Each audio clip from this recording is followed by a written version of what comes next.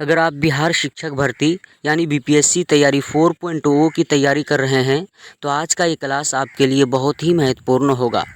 आज के इस क्लास में सचिन एकेडमी का बीपीएससी तैयारी संपूर्ण जीएस बुक का आधुनिक भारत का इतिहास का क्वेश्चन को हल करेंगे, जो बीपीएससी तैयारी 4.0 का एग्ज़ाम के लिए बहुत ही महत्वपूर्ण होगा। ये दूसरा क्लास है, इससे पहले ये क्लास कर चुके हैं। अगर आप उस क्लास को नहीं देखे हैं तो उस क्लास को ज़रूर देखिए। आज के इस क्लास में ब्रिटिश शासन का भारतीय अर्थव्यवस्था पर प्रभाव, इस टॉपिक का क्वेश्चन को हल करेंगे। तो चलिए शुरू करते हैं आज के इस क्लास को। क्वेश्चन है 1793 में बंगाल में अस्थाई बंदोबस्त किस गवर्नर जनरल ने लागू किया था? Lord Cornwallis, Lord Wellesley, Lord Hastings, उपरोक्त में से एक से अधिक या फिर उपरोक्त में से कोई नहीं। तो इसका राइट आंसर हो जाएगा ऑप्शन ए, लॉर्ड कॉर्नवालिस।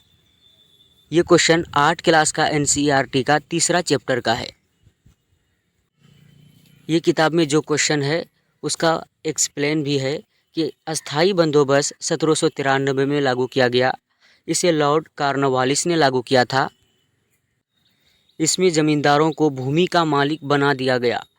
किसानों से कर वसूलने की जिम्मेदारी ज़मींदारों को दी गई थी।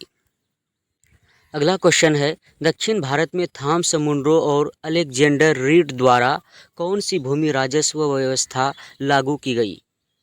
अस्थाई बंदोबस्त, रैयतवारी बंदोबस्त, महालवारी व्यवस्था, उपरोक्त में से एक से अधिक या फिर उपरोक्त में से कोई नहीं। तो दक्षिण भारत में थॉमस मुनरो और अलेक्जेंडर द्वारा रैयतवारी व्यवस्था लागू की गई थी। इसका राइट आंसर ऑप्शन बी हो जाएगा। ये क्वेश्चन भी 8 क्लास का एनसीईआरटी का तीसरा चैप्टर का है। रैयतवारी व्यवस्था मद्रास और बॉम्बे क्षेत्रों में लागू की गई। इसमें किसानों यानी रैयत से सीधा कर वसूला जाता था। इस व्यवस्था को थॉमस मुनरो ने विकसित किया। इसमें ज़मींदारों की भूमिका नहीं थी। अगला क्वेश्चन है 19वीं सदी में भारतीय कुटीर उद्योगों के पतन का प्रमुख कारण कौन सी औपनिवेशिक नीति थी? ब्रिटेन से मशीन निर्मित वस्तुओं का आयात, ब्रिटेन में भारतीय वस्त्रों पर ऊंचा कर, ब्रिटिशों की मुक्त व्यापार नीति, उपरोक्त में से एक से अधिक या फिर उपरोक्त में से कोई नहीं। तो इसका राइट आंसर हो जाएगा ऑप्शन डी, उपरोक्त में से एक से अधिक। ब्रिटेन से मशीन से बने सस्ते कपड़े भारत आए। भारतीय वस्त्रों पर ब्रिटेन में भारी कर लगाया गया। ब्रिटिशों ने मुक्त व्यापार नीति लागू की। इन कारणों से भारतीय कुटीर उद्योगों का पतन हुआ। अगला क्वेश्चन है 1822 में होल्ट मैकेंजी द्वारा उत्तर पश्चिमी प्रांतों में कौन सी राजस्व व्यवस्था लागू की गई?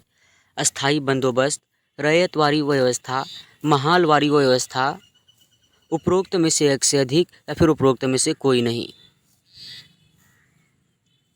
तो इसका राइट आंसर हो जाएगा ऑप्शन सी, महालवारी व्यवस्था। महालवारी व्यवस्था 1822 में शुरू हुई। इसे होल्ट मैकेंजी ने लागू किया। इसमें गांव या महाल को कर निर्धारण की इकाई माना गया।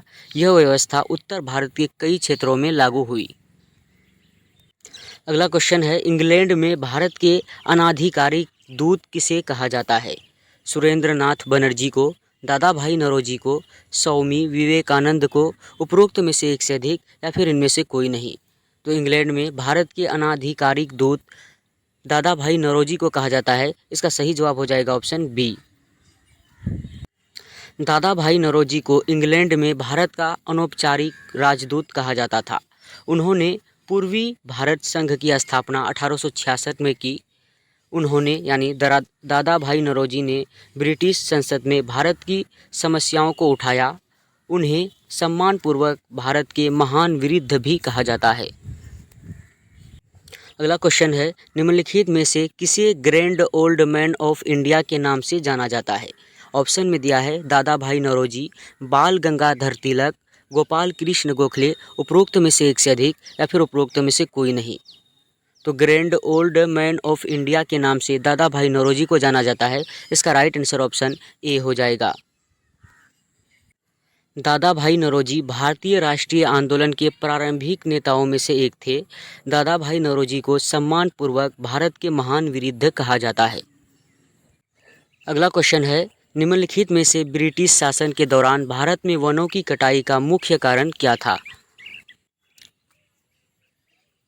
रेलवे के स्लीपरों और शाही नौसेना के लिए लकड़ी की मांग, नियोजित वनों की मांग तथा चाय और कॉफ़ी के बागानों का विस्तार, विस्तारित खेती के लिए भूमि को साफ करना, उपरोक्त में से एक से अधिक या फिर उपरोक्त में से कोई नहीं। तो इसका राइट आंसर हो जाएगा ऑप्शन डी, उपरोक्त में से एक से अधिक। ब्रिटिश काल में रेलवे के विस्तार के लिए रेलवे स्लीपरों के लिए बड़ी मात्रा में लकड़ी की आवश्यकता हुई। शाही नौसेना के जहाज़ों के निर्माण के लिए भी लकड़ी की मांग बढ़ी। इसलिए इस क्वेश्चन का राइट आंसर ऑप्शन डी हो जाएगा, उपरोक्त में से एक से अधिक।